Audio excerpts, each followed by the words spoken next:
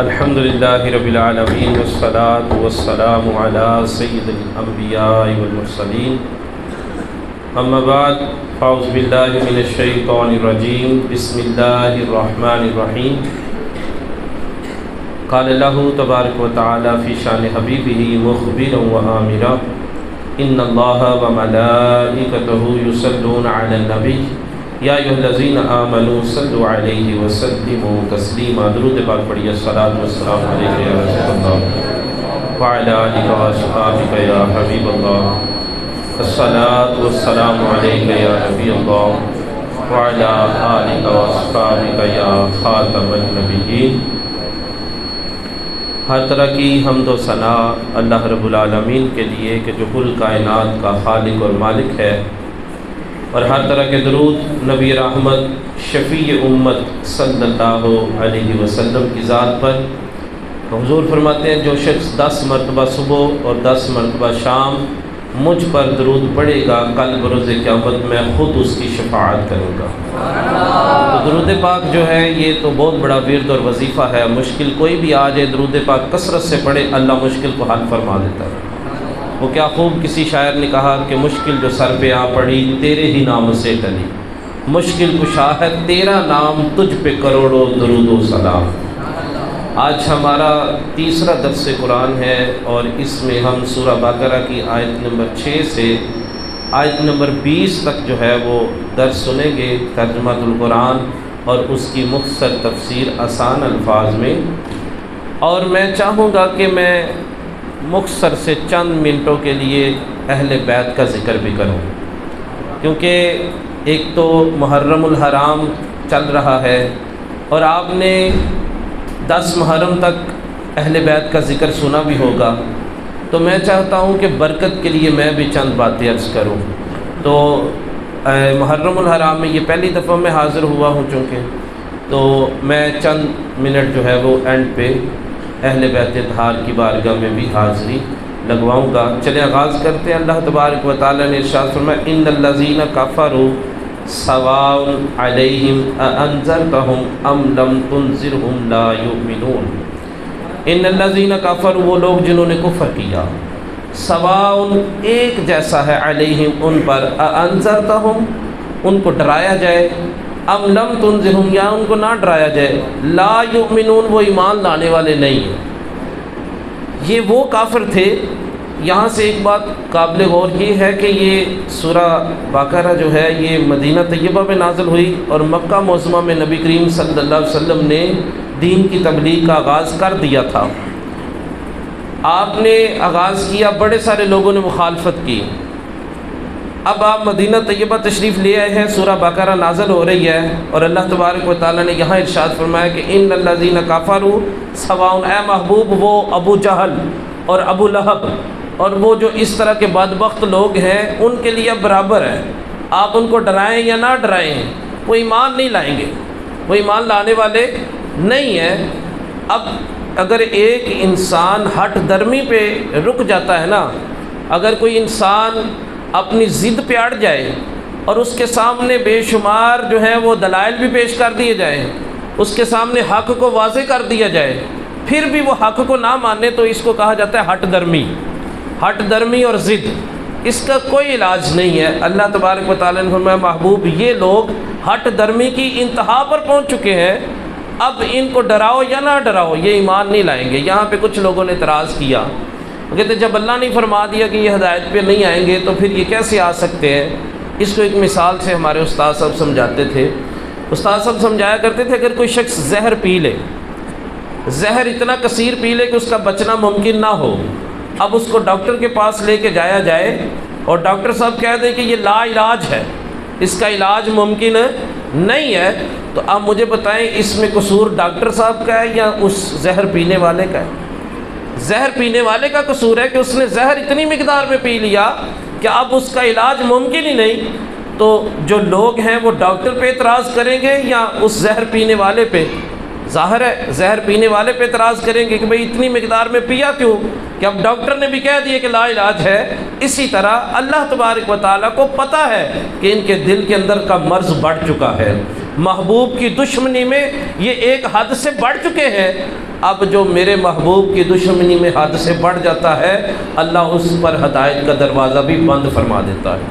تو فرمایا محبوب یہ ہدایت ان کو نہیں ملنے والی، یہ اب ایمان نہیں لائیں گے۔ پھر فرمایا خاتم اللہ علی قلوبہم وعلی سمعہم وعلی ابصارہم غشاوۃ ولہم عذاب عظیم، ان کے کانوں پر جو ہے وہ مہر لگا دی، خاتمہ اللہ تبارک و تعالیٰ نے مہر لگا دی ہے ان کے کہاں کانوں پر، علی سمعہم ان کے کانوں پر، وعلی ابصارہم اور ان کی جو آنکھیں ہیں، غشاوۃ ان کے آگے پردہ ہے، آنکھوں کے سامنے پردہ کر دیا، وَلَهُمْ عَذَابٌ عَظِيمٌ۔ اے محبوب یہ لوگ، یہ جو بدبخت تھے نا، یہ جو نبی کریم صلی اللہ علیہ وسلم پر ایمان نہیں لائے تھے، یہ بظاہر آنکھوں سے دیکھتے بھی تھے، کانوں سے سنتے بھی تھے اور منہ سے بولتے بھی تھے، مگر اللہ تبارک و تعالیٰ نے فرمایا سن لو، جو بندہ میرے محبوب کی بات کو نہیں سنتا، جس کے دل کی یہ تمنا نہیں ہے کہ میں نے حضور کی زیارت کرنی ہے، حضور کا چہرہ وضحات دیکھ کے بھی اس کی اصلاح نہیں ہوئی، اس کی آنکھیں بھی نہیں دیکھ سکتی، اس کے کان دیکھ نہیں رہے، اس کے منہ بول نہیں رہا، جس نے ہدایت نہیں سننی، جس تک ہدایت پہنچی ہے، میرے محبوب کا پیغام پہنچا ہے، مگر میرے محبوب کے پیغام کو سن کے اس نے ایک کان سے سنا دوسرے کان سے نکال دیا، تو سن لو رب کو اس کے کانوں کی کوئی ضرورت نہیں ہے، رب کو اس کی آنکھوں کی بھی ضرورت نہیں ہے، جس نے محبوب کی بات نہیں سنی۔ اللہ فرماتا ہے اب اس کے پاس کان بھی ہے، آنکھ بھی ہے اور دیگر چیزیں بھی ہیں، مگر رب نے مہر لگا دی، اب اس کو ہدایت نہیں مل سکتی، کیونکہ میرے محبوب کی بات کو اس شخص نے جو ہے وہ پس پشت ڈالا ہے۔ اور پھر کیا فرمایا، بڑی اہم آیت مبارکہ آ رہی ہے، ہمارا آپ کا یہ ایمان ہے الحمدللہ، اور اس آیت مبارکہ سے ہمارا ایمان اور ہمارا عقیدہ جو ہے وہ واضح طور پہ ظاہر ہو رہا ہے۔ وہ سنیے، ذرا غور سے سنیے گا۔ وَمِنَ النَّاسِ لوگوں میں سے کچھ لوگ ایسے ہیں، مَن یقول، اب دیکھیں اللہ تبارک و تعالیٰ کا کلام کرنے کا انداز کہ جب رب تبارک و تعالیٰ ایمان والوں کی بات کرتا ہے تو ارشاد فرماتا ہے یا ایھا الذین آمنوا، کچھ ایمان والے ہیں، ایمان والے ایسے، مگر یہاں پہ ان لوگوں کا نام لینا بھی اللہ تبارک و تعالیٰ نے گوارا نہیں فرمایا۔ میرا رب فرماتا ہے کچھ لوگ ایسے ہیں، وَمِنَ النَّاسِ مَن یقول، کچھ لوگ ایسے ہیں جو کہتے ہیں آمنا بِاللَّهِ وَبِالْيَوْمِ الْآخِرِ، ہم ایمان لاتے ہیں اللہ پر اور آخرت کے دن پر۔ یہ نبی پاک کی بارگاہ میں جاتے تھے اور جا کے کہتے بھائی ہم تو اللہ پر ایمان لے آئے ہیں، ہم تو آخرت کے دن پر بھی ایمان لے آئے ہیں۔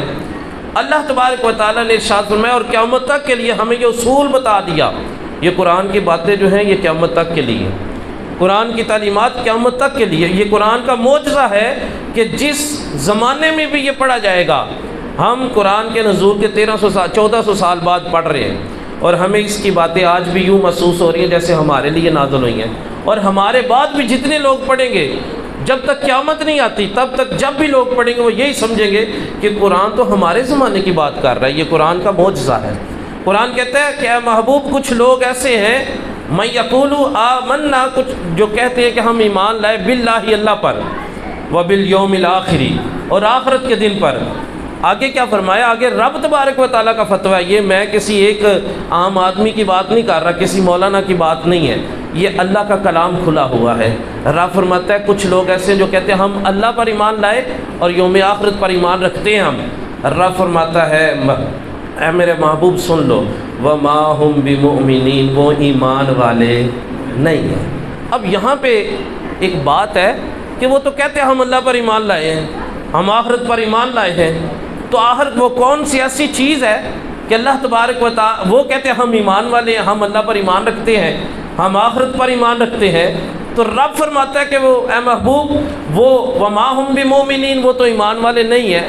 تو وجہ کیا ہے، وجہ کیا، اس کی وجہ کیا کہ وہ ان کو ایمان والے قرار نہیں دیا جا رہا، ان کو درجہ ایمان پر فائز نہیں کیا جا رہا؟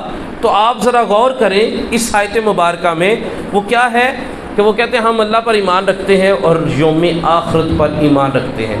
یہاں پہ مس کون سی چیز ہے، کمی کس چیز کی ہے؟ سن لیں کہ وہ نبی پاک کی رسالت پر ایمان نہیں لاتے تھے، نبی کی ذات کو مائنس کرتے تھے، امام الانبیاء کی ذات کو مائنس کرتے تھے اور کہتے تھے آپ پر ایمان لانا ضروری کوئی نہیں ہے، ہم تو اللہ کی بات کرتے ہیں، ہم تو توحید کی بات کرتے ہیں، ہم تو رب پر ایمان لائے ہیں، ہمارا تو اللہ پر توکل ہے، ہم تو اللہ کی بات کرتے ہیں، آؤ اللہ کی بات کریں، ہم تو اللہ اور آخرت کی بات کرتے ہیں۔ رب فرماتا ہے یہ جتنے بھی اللہ اور آخرت کی بات کرنے والے ہوں گے میرے محبوب وہ ایمان نہیں لائے جب تک تیری بات نہ کریں، جب تک تیری بات نہ کریں۔ اور یہی تو ہمارا عقیدہ ہے الحمدللہ کہ انہیں جانا انہیں مانا، نہ رکھا غیر سے کام۔ ہم تو حضور کی بات کرتے ہیں، گل ساری سرکار دیے، انہیں جانا انہیں مانا، نہ رکھا غیر سے کام، للہ الحمد میں دنیا سے مسلمان گیا۔ مسلمان کی تعریف ہی یہ ہے کہ جو حضور پر ایمان لاتا ہو۔ دیکھیں اللہ پر ایمان تو سکھ بھی لاتے ہیں، اللہ تبارک و تعالیٰ کی ذات کو تو ہندو بھی مانتے ہیں، یہودی بھی مانتے ہیں، عیسائی بھی مانتے ہیں، اور آخرت پر بھی سب کا یقین ہے کہ ایک دن ہمیں دا ڈے آف ججمنٹ یعنی آخرت کا دن آنے والا ہے، وہ آ کے رہے گا، ایک دن یہ دنیا ختم ہو جائے گی۔ سائنس بھی یہ کہتی ہے کہ اینڈ آف دا ورلڈ ہونے والا ہے، یہ تو سب مانتے ہیں۔ مسلمان کون ہے؟ جو مصطفیٰ کو مانتا ہے۔ مسلمان وہ ہے جو امام الانبیاء پر ایمان لاتا ہے، جس کا دل دھڑکتا ہے تو مدینے والے مصطفیٰ کے لیے دھڑکتا ہے۔ رب نے فرما دیا قرآن کے آغاز میں، اے میرے محبوب یہ جو کہتے ہیں نا ہم اللہ پر ایمان لائے اور آخرت پر، یہ ایمان والے نہیں ہیں بلکہ یہ تو دھوکہ کرتے ہیں، یہ ایمان والے نہیں۔ میں یہاں پہ ایک بات سنا دوں کہ صحابہ نے بھی ہمیں یہی درس دیا ہے۔ حدیبیہ کے مقام پر جب نبی کریم صلی اللہ علیہ وسلم اپنے صحابہ کے ساتھ عمرہ کرنے کے لیے جا رہے تھے تو حدیبیہ کے مقام پر روک لیا گیا۔ حدیبیہ کے مقام پہ روک کے کہا گیا کہ آپ تو حج نہیں کر سکتے، عمرہ نہیں کر سکتے، آپ کے لیے اجازت نہیں ہے۔ تو پھر صلح کی طرف جو ہے وہ رستے چلے، وہاں سے ڈیلیگیشن آیا اور کہنے لگے کہ صلح کر لیجئے۔ اب وہاں سے ایک وفد آتا ہے اور نبی کریم صلی اللہ علیہ وسلم کی بارگاہ میں آ کے صلح کی بات کرتے ہیں۔ تو جب وہ وفد آیا تو اتنی دیر میں وہ وفد کیا دیکھتا ہے کہ نبی کریم صلی اللہ علیہ وسلم آپ وضو فرما رہے ہیں۔ نبی پاک صلی اللہ علیہ وسلم جب وضو فرما رہے تھے تو صحابہ اکرام جو ہیں وہ وضو کے قطرے آگے بڑھ کے لے لیتے۔ وضو جو حضور کے جسم اطہر کے ساتھ پانی لگتا اس پانی کو زمین پہ نہیں گرنے دیتے تھے، اس پانی کو اپنے ہاتھوں پہ لے لیتے اور اس کو اپنے چہرے پہ مال لیتے، اپنے جسم پہ ملتے۔ اور پھر یہی نہیں بلکہ امام الانبیاء اپنا لعاب دہن تھوک مبارک جب آپ اس تھوک مبارک کو نکالتے تو صحابہ جو ہے اس کو بھی اپنے ہاتھوں پہ لے لیتے اور اپنے چہرے پہ ملتے۔ ماں کو بڑا پیار ہوتا ہے اپنے بچے کے ساتھ، ماں اپنے بیٹے کے ساتھ بڑا پیار کرتی ہے، مگر آپ نے کائنات کے اندر کوئی ماں ایسی نہیں دیکھی ہوگی کہ جس نے اپنے بیٹے کا ناک صاف کر کے اپنے چہرے پہ لگایا ہو۔ میرے امام الانبیاء جب اپنے ناک مبارک کی رطوبت کو صاف کرتے تو صحابہ وہ بھی لے لیتے اور اپنے چہروں پہ مل لیا کرتے تھے۔ وہ جو وفد آیا تھا اس نے دیکھا کہ یہ تو اپنے نبی سے محبت ہی بڑی کرتے ہیں، یہ تو اپنے نبی کی تعظیم ہی بڑی کرتے ہیں۔ اس وفد نے جا کے کہا سنو، ہم نے منظر جو ہے وہ کیسر اور کسرا کے جو ہے وہ محلات کا بھی دیکھا ہے، ہم نے بڑے بڑے بادشاہوں کے محلات میں جا کر کے ان کی تعظیم دیکھی ہے، مگر جو تعظیم محمد کے غلام کرتے ہیں ایسی تعظیم کائنات میں کوئی نہیں دیکھی ہے۔ اور سن لو، جو اپنے نبی کے وضو کا پانی زمین پر نہیں گرنے دیتے وہ قوم کیسے گوارا کرے گی کہ ان کے نبی کا جو ہے وہ خون کا قطرہ زمین پہ گرے؟ ان کے ساتھ صلح کر لو نہیں تو تمہیں کچا کھا جائیں گے۔ اور صلح کی گئی۔ حضرت عروہ بن مسعود ثقفی رضی اللہ تعالیٰ عنہ کلمہ پڑھ کے مسلمان ہو گئے، اور کلمہ پڑھنے کے لیے انہوں نے قرآن کی کوئی آیت نہیں سنی تھی، انہوں نے نبی پاک صلی اللہ علیہ وسلم کا کوئی فرمان نہیں سنا تھا، وہ کلمہ صرف اس وجہ سے پڑھا انہوں نے صحابہ کی تعظیم مصطفیٰ کو دیکھا تھا۔ سمجھ گئے؟ با مصطفیٰ برساں ہے شرا کے دین ہما اوست، جیسے بھی ہو سکتا ہے اپنی ذات کو نبی پاک کی ذات کی بارگاہ میں لے جا، ہر طرح کا دین یہیں سے ملتا ہے۔ اور پھر ہمیں صحابہ نے بتایا کہ حضرت علی کرم اللہ تعالی وجہہ الکریم ایک مقام پہ حضور آرام فرما رہے تھے اور حضرت علی کی گود میں میرے نبی پاک صلی اللہ علیہ وسلم کا سر مبارک ہے۔ عصر کی نماز جو ہے وہ سورج غروب ہو جاتا ہے، عصر کی نماز قضا ہو گئی، حضرت علی رضی اللہ تعالیٰ عنہ کی آنکھوں سے آنسو جاری ہو جاتے ہیں، امام الانبیاء کے رخسار پہ جب آنسو گرتا ہے تو حضور بیدار ہوتے ہیں. حضور پوچھتے علی کس چیز نے رلا دیا؟ حضرت علی عرض کرنے لگے حضور نماز قضا ہو گئی.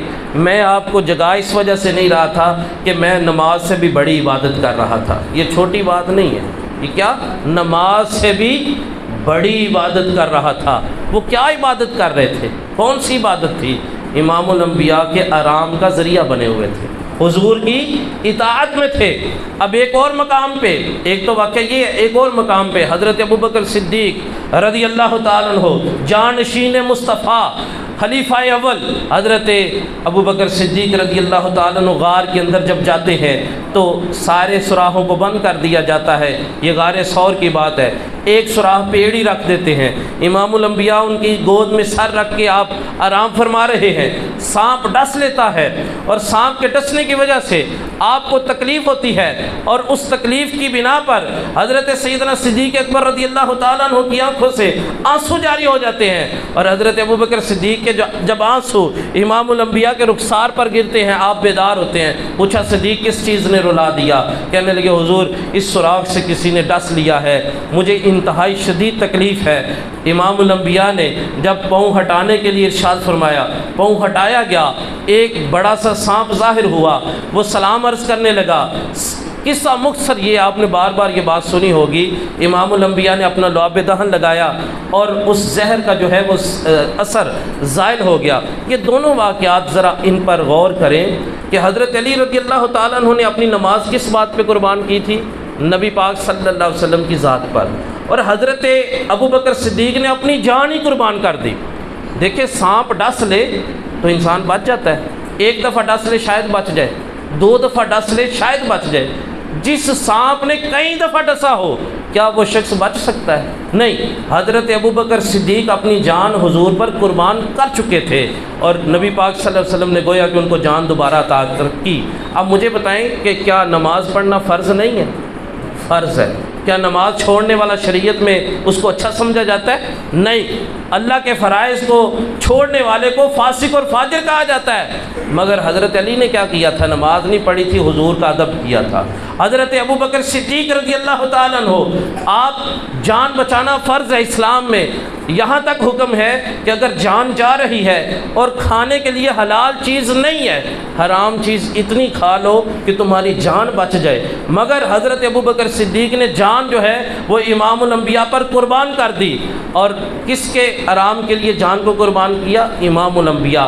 اور میرے اعلیٰ حضرت امام اہل سنت نے ہمیں اشعار کی صورت میں یہ عقیدہ سمجھا دیا ہے کہ لوگوں سن لو، اصل جو ہے وہ نبی کریم صلی اللہ علیہ وسلم کی اطاعت اور آپ پر ایمان لانا، یہ اصل میں ایمان ہے.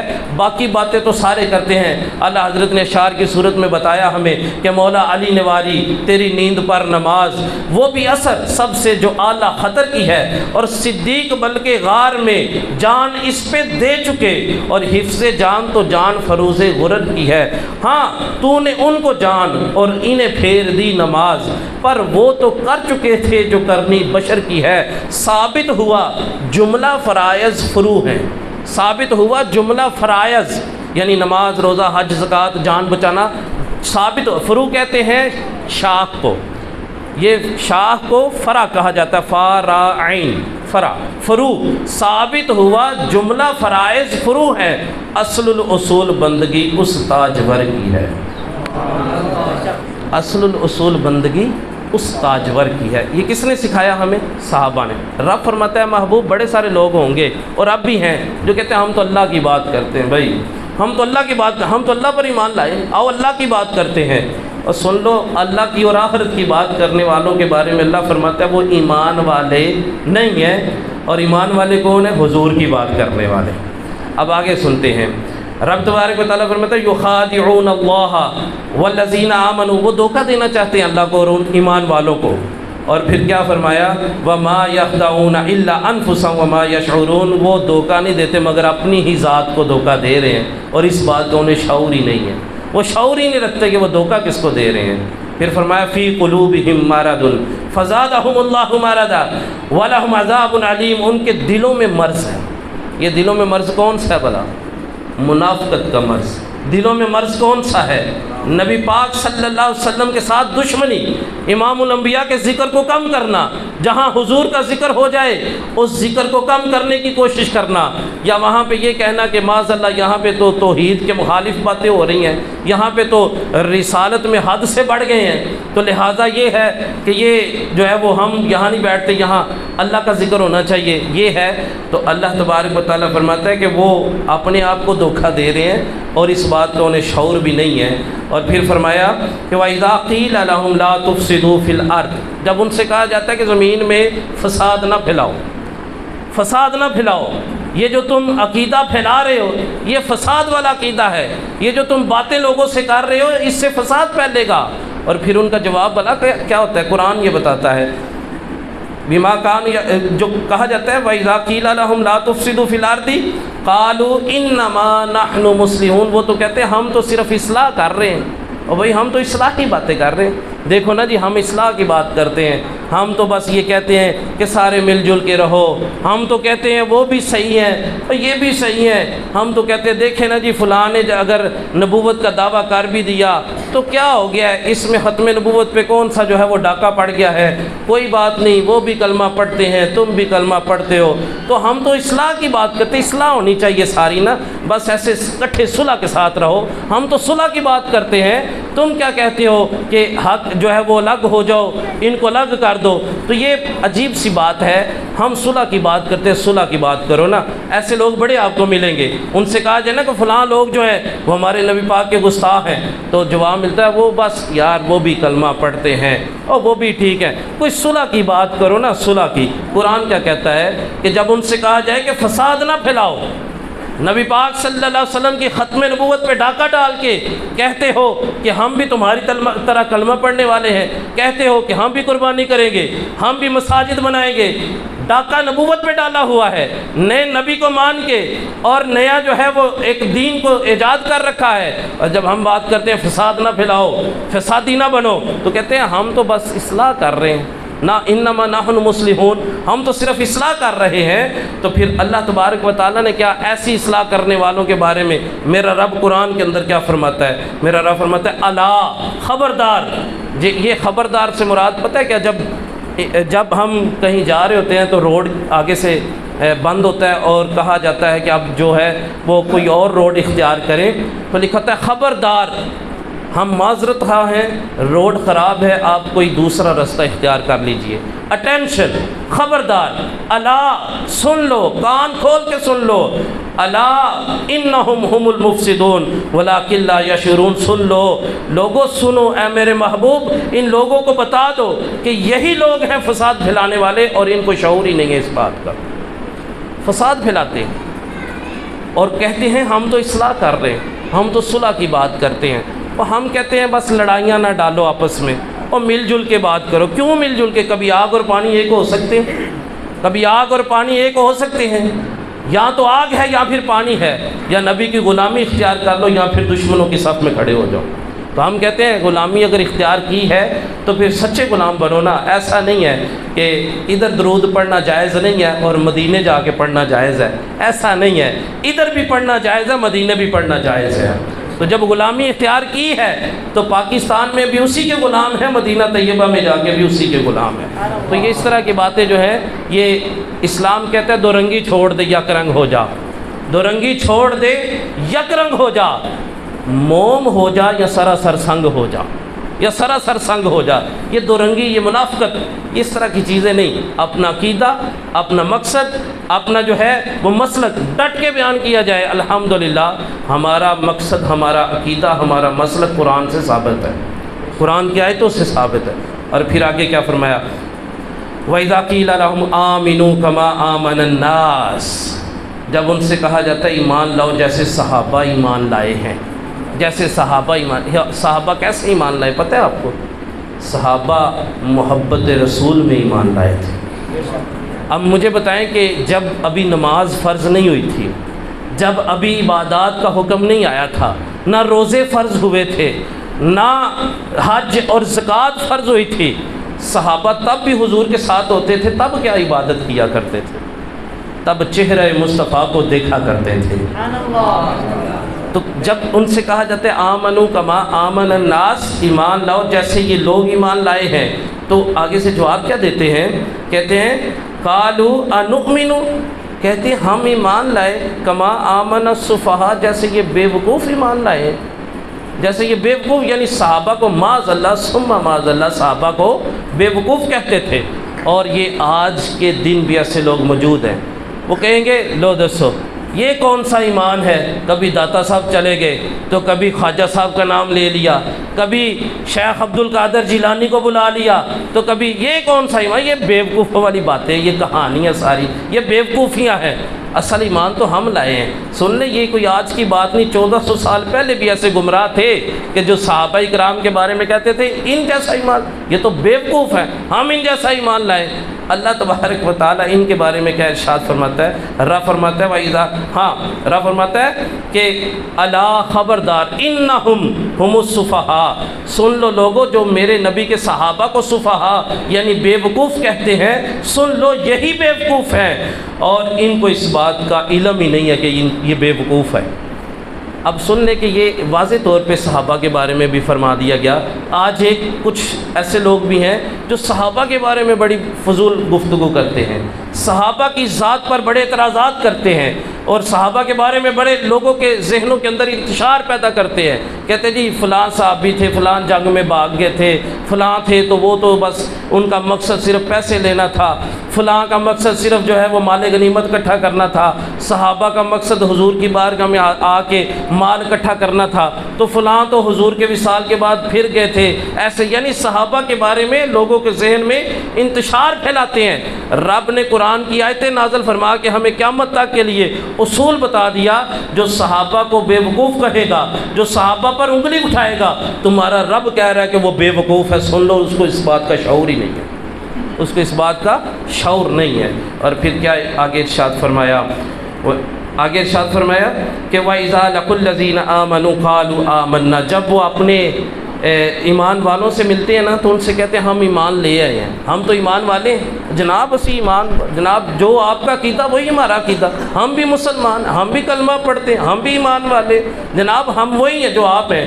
اور پھر وَإِذَا خَلَوْا إِلَىٰ شَيَاطِینِهِمْ، جب اپنے شیطانوں کے پاس جاتے ہیں، جب اپنے ان لوگوں کے پاس جاتے ہیں کہ جن کے عقیدے کو آگے لے کے پھیلا رہے ہیں، جن کے مقصد کو آگے پھیلا رہے ہیں، جن کے لیے کام کر رہے ہیں، جن کے ایجنٹ بنے ہوئے ہیں، اور ہمارے بولے والے لوگوں کو آگے لوگوں کو بتاتے رہتے ہیں جناب سارے ہی ٹھیک ہیں، اور وہ بھی کلمہ ہی پڑھتے ہیں، وہ بھی ٹھیک ہیں، اور یہ بھی ٹھیک ہیں، آؤ تو صحیح ذرا بات تو سنو ہماری، اور ٹھیک ہے کوئی نیا نبی نہیں، وہ تو یہ کہتے ہیں، وہ تو ایسے کہتے ہیں، سن لو، اور بات تو سننی چاہیے نا۔ اس طرح کے لوگوں کے بارے میں فرمایا جا رہا ہے کہ سنو، جب وہ آپ لوگوں سے ملیں گے کہیں گے ہم تو ایمان والے ہیں، اور جب کیا ہوگا؟ جب اپنے شیطانوں کے پاس بیٹھیں گے جا کے، جب اپنے ان ایجنٹوں کے پاس جا کے بیٹھیں گے، ان سے کہیں گے سنو ہم تو آپ کے ساتھ ہیں، مسلمانوں سے تو ہم صرف مذاق اور ٹھٹھا کر رہے ہیں، ہم تو مسلمانوں سے مذاق اور بس مذاق میں جانا پڑتا ہے نا جی، میں ختم میں چلا گیا تھا، جانا پڑتا ہے نا،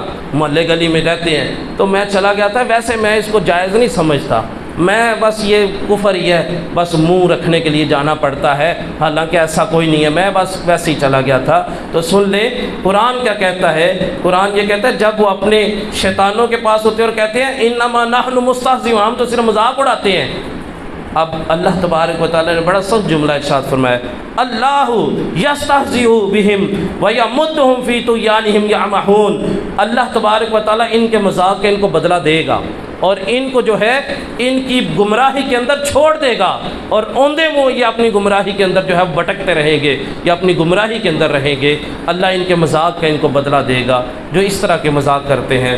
پھر کیا ارشاد فرمایا، اولئک الذین اشتروا الضلالۃ بالہدی، یہی ہیں وہ لوگ جنہوں نے گھاٹے کا سودا کر لیا ہے۔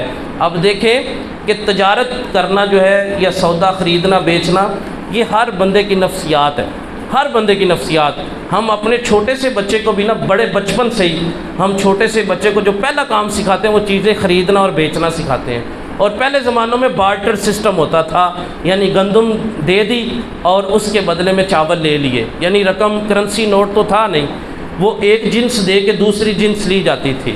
یہ انسانی نفسیات ہے کہ خرید و فروخت میں اس کا انٹرسٹ ہوتا ہے، اور آج کل جو اچھی خرید و فروخت کر لیتا ہے اس کو اچھا بزنس مین کہا جاتا ہے۔ رب اس چیز کو مد نظر رکھتے ہوئے ارشاد فرما رہا ہے کہ کتنی بری تجارت کی ان لوگوں نے، کہ ان لوگوں نے گمراہی خرید لی ہدایت کے بدلے، ہدایت دے کے گمراہی کو خرید لیا۔ ان لوگوں کے سامنے میرا نبی آ چکا تھا، سارا حق واضح ہو گیا تھا، ہر چیز ظاہر ہو گئی، انہوں نے ہدایت لی ہوئی کو واپس دے دیا اور اس کے بدلے گمراہی کو خرید لیا، اور ابو جہل اور ابو لہب کی پارٹی کے جو ہیں وہ گروہ کے اندر چلے گئے، میرے محبوب کی اطاعت نہیں کی۔